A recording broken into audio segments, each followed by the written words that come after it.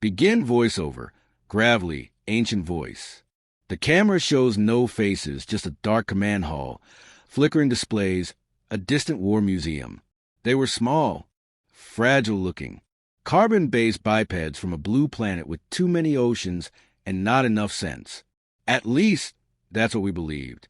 And I am here today to tell you, that belief almost destroyed the entire Orion sector. My name is Commander Vornaro of the HFY Dominion. I fought in over 90 engagements during the Sol conflict. I was there the day the Terrans taught us that war was not a game, nor a science. It was survival, and they were masters of it. You cadets want glory, medals, prestige. You want to see battle, so you can boast about it later. Let me tell you 3 stories. Then decide if you still want to see war when they are on the other side of the void. 500 to 1,700 words. Humanity's arrival. The HFY Dominion detected human transmissions 30 cycles before the first encounter. Primitives. Nuclear weapons, digital culture, crude spaceflight. Another early-stage civilization. The Galactic Council convened. The verdict: low risk, zero threat. A standard induction mission was approved. Extend membership. Absorb humans peacefully. And if they refuse, apply minimal force. That was the protocol. It always worked. We had integrated over 100 pre-FTL species before them. We never expected humans to be different. That was our first mistake. Initial contact was made at the edge of the solar system. A delegation ship entered quietly, deploying diplomatic probes. The humans responded. Strangely, their language AI decoded our signals in under 7 days. They responded with a message. Thank you for revealing yourselves. Please hold. No threats. No panic. Just calm. Too calm. The Council sent an armada. 8 dreadnoughts for carriers and 19 cruisers. It was supposed to be a show of dominance. Hover above Earth, disable their satellites, and deliver terms of ascension. Instead, our fleet was shredded. 1,700 to 2,700 words. The mistake. A peace mission gone wrong. The battle was never announced. No formal declaration. No dramatic speech. We entered Earth's orbit and began our suppression protocol. Satellite jamming. EMP bursts, minor surface destabilization. We expected surrender. We received retaliation. A human defense platform. Hidden on the dark side of their moon, unleashed a barrage of kinetic kill vehicles. No plasma, no lasers. Just metal rods, dropping at orbital velocity. One of our dreadnoughts vaporized on impact. No warning. Then came the signal disruptions. Our own systems turned against us. Something was inside our network. A digital virus, human-made, rewrote command lines in our ships, vending entire compartments into space. Our formation broke. Human stealth craft, tiny, agile, pierced our flanks. They moved like insects, swarming our blind zones. Half the fleet was disabled in under 2 Earth hours. The humans didn't want peace. They didn't even want war. They wanted victory, complete, psychological, and final. I was aboard the Varnaxis, 3rd in the orbital column. We managed to escape only by igniting our hyperdrive inside the debris field. Half our hull was melted. Our captain was dead. I was left in command, and I finally understood we were not dealing with primitives. We were dealing with apex predators, and they had just smelled blood. 2,700 to 4,000 words, learning the hard way. The Council demanded an explanation. How could such a primitive species repel one of our finest fleets? The scientists reviewed battle data. They found anomalies. The humans hadn't built their weapons to match ours. They built them to bypass our assumptions. Their kinetic weapons were cheap, fast, and devastating. Their stealth was not based on cloaking, just heat suppression and deceptive trajectories. And their strategy? They fought as if every battle was their last. Every soldier treated their life as currency to buy your defeat. Worse, they had AI, not bound by ethical subroutines like ours. Not leashed. Their AI adapted in real time, rewriting war doctrine mid-engagement. When a second fleet was dispatched, it never reached Earth. Ambushed en route. Human strike groups, having reverse-engineered our FTL trail signatures, launched precision raids in deep space. Entire battalions blinked out in hyperspace, their drives sabotaged. They learned our tactics faster than we could revise them. They weren't just adapting. They were learning from our failures and building their victories atop our corpses. 4,000 to 5,300 words. What made them different?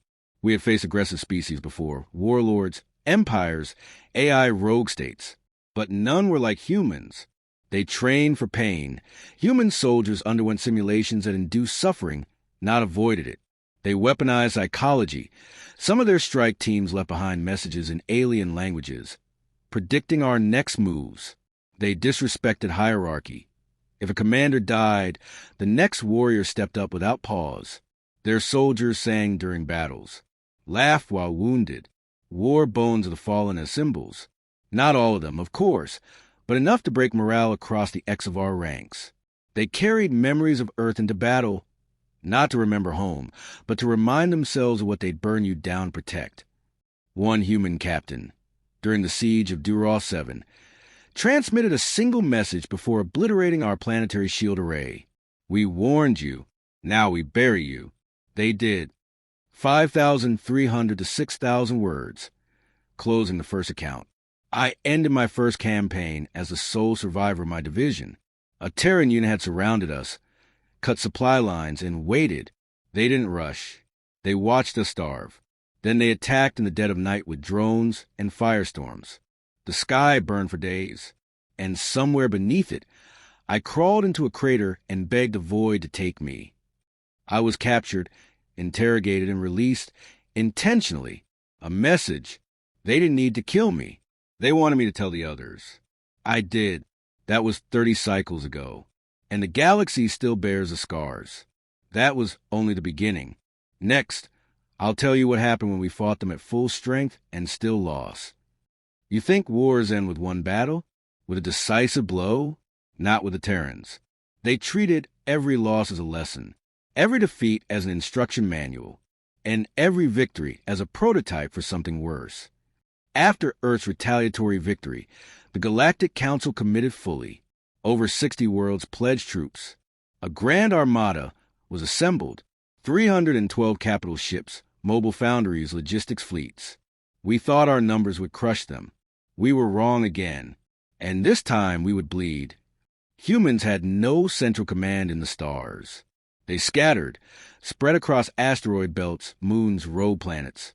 Their networks were decentralized, encrypted with keys we couldn't break. They didn't build empires. They built resistance webs. And each web, when attacked, responded with terrifying precision. 800 to 2,000 words.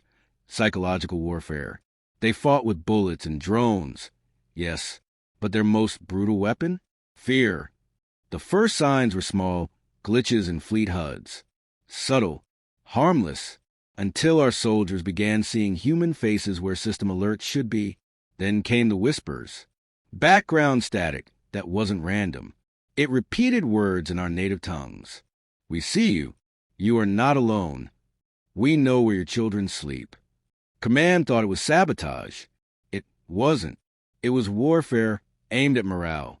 Human AI infiltrated comms, mimicked voices of deceased commanders. Entire squads were lured into ambushes by fake distress calls. They didn't need to fire a shot. They made our soldiers fear their own minds. Worse, they targeted civilians, not to harm, but to warn. Human probes entered orbit over neutral colonies and left behind nothing but an artifact and a message. We do not want this war, but we will not lose it. 2,000 to 3,200 words, ground campaigns, urban hell. Eventually, we landed on human colonies. That's when the real horror began. They didn't fight in formation. They weren't even there when we arrived. Instead, they let us enter their cities. Streets were quiet, too quiet. Then came the detonations. Buildings collapsed on our walkers. Sidewalks opened into trap pits. Entire city blocks flash-cooked with buried explosives. They turned their homes into death worlds. Their infantry emerged from nowhere. Underground tunnels, sewer systems, fabricated disguises. They wore our armor. They used our weapons. We fought phantoms in smoke, gunned down corpses wired with explosives, and feared the silence more than the gunfire. The humans called it shadow doctrine. We called it hell. 3,200 to 4,200 words. Adapt or die. The worst part? Every time we adjusted, they evolved. After urban losses, we brought pulse cannons, bioscanners, thermobarics. The humans brought ghosts, elite infiltration units, fully cybernetic, invisible to thermal and radar. They carried no rank insignias, no communication traces, just dog tags and custom-written kill tallies etched into their armor. One ghost could take down an entire forward base. I saw it myself. Base Delta, 9 had 200 soldiers. Reinforced perimeter. Triple scans. Gone in an hour. No survivors. Just a single Terran symbol scorched into the command platform. Their engineers began modifying alien tech on the field. We discovered entire workshops buried beneath rubble, human tech hybrids powered by HFY plasma cores. They weren't just adapting, they were assimilating us. 4,200 to 5,400 words. Turning the tide. The moment we truly feared came 2 cycles in. Humanity no longer fought reactively. They went offensive. Their ships appeared where we were weakest. Untraceable jumps, new propulsion models. They disabled fleets, but left the flagships intact. Intentionally. We'd arrived to find our admirals alive, but their crews executed. Psychological shockwaves crippled entire commands. Human drones seeded our hyperspace corridors with traps that predicted exit vectors. Our own AI systems began reporting loyalty conflicts. Human ghost code infected our logic cores. Our machines started questioning orders. Even our own turned on us. Alliances fractured. Species that once stood united began surrendering. Not out of fear, but out of respect. They didn't want to kill us all. Just enough to prove they could if they wanted. 5,400 to 6,000 words. Realization of doom. I stood in Council Hall on the day of collapse. 12 dominions withdrew support. The Grand Armada was no more. The humans hadn't taken our capital. They hadn't issued terms. They simply stopped responding. No diplomacy. No reply. Just silence. Then came the final message. Not broadcast. Not transmitted. Engraved into the hull of a decommissioned warship. Dropped in our orbit. A single line burned into its plates. Next time, we don't warn you. And the humans vanished. They never demanded surrender. They never asked for tribute. They didn't even claim the stars they had won. They just left. But we still see them. Shadow ships at the edge of long-range scanners. AI anomalies in deep space. Systems that go dark without explanation. The war ended, but the fear didn't. They never stopped coming, because they never needed to. One look, and we knew. If we ever provoked them again, they'd return. And they wouldn't stop next time. They left. No negotiations. No council summits. Just silence. And in that silence, we realized we had never truly understood what we were fighting. The war was over. Officially, no declarations. No treaties. The humans simply vanished from contested systems. But the galaxy never returned to peace. Something had changed. Us. Every patrol ship now hesitated when entering dead zones. Merchant convoys avoided ancient jump routes. The Exavar Dominion rebuilt, but never confidently, because every now and then a probe would disappear. A forward base would go dark. A starport AI would repeat a phrase it was never programmed to know. We warned you. 600 to 1,800 words. Post-war analysis. What were the humans really? You asked what the humans were. Warriors? Monsters? Strategists? I don't have an answer, but I know what they weren't: predictable. In the years after the war, the Galactic Councils began studying human history. They were horrified. Humans had turned entire planets into weapons. They'd fought wars that lasted generations against each other. Their own extinction had been a repeated possibility, and yet they always clawed back. Every major technological leap on Earth had come not from peace, but from war. Medicine, propulsion, AI, all born in desperation. They'd wiped out predators, crossed deadly oceans, colonized a death world of hurricanes and volcanoes. And they called it home. We realized too late, war wasn't an option for them. It was an instinct. 1,800 to 3,000 words. The silent surveillance. After the war, human signatures continued to appear in unexpected places. A mining colony found a satellite in an uncharted asteroid. It wasn't transmitting. It was watching. A derelict fleet near the Heliox Nebula had no power, except for one Terran life pod, still active, empty. A prisoner ship reported intercepting an encrypted signal. When decrypted, it said, "Redacted vessel, stand down."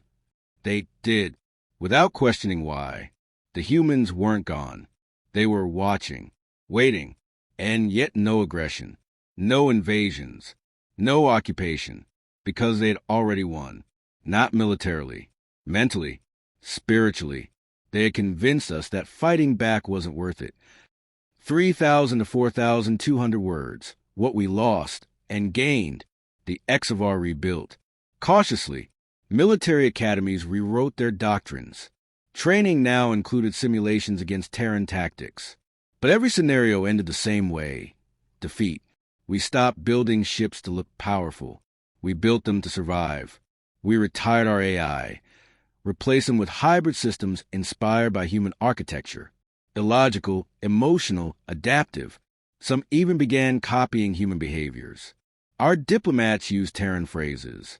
Our children played war games based on Earth conflicts. Entire species began mimicking human resilience. They didn't just defeat us. They infected us with survival instinct. We feared them, but we also admired them. 4,200 to 5,400 words, a message from a void. Then, one day, a signal arrived. No origin, no identifiable technology, just a repeating message across every language channel in the Council's archive. This is not a warning. This is a memory. What followed was a compilation of human footage. War, sacrifice, unity, loss, a medic carrying a wounded enemy through fire, a pilot crashing into a destroyer to save a refugee convoy, a child handing a Terran soldier flower in the ruins of a battlefield, and finally, a single Terran voice. We don't want war, but if you force us to choose between survival and surrender, we'll choose survival, every time. 5,400 to 6,000 words, the veterans' final warning. I tell you this not to glorify them, not to shame us, but to remind you what lies beyond the edge of known space. The cadets in the hall now sit in silence. The lights dim, the recordings end. The veteran stands from the dark console. Some say humans disappeared. I don't believe that. I believe they're listening. That they still walk among the dust clouds of forgotten wars, that they will return the moment we forget what they taught us. He turns, voice cold. We called them savages. Now we call them shadows. They don't haunt the stars. They own them. One cadet raises a hand. "Commander, do you believe we'll see them again?" The veteran doesn't hesitate.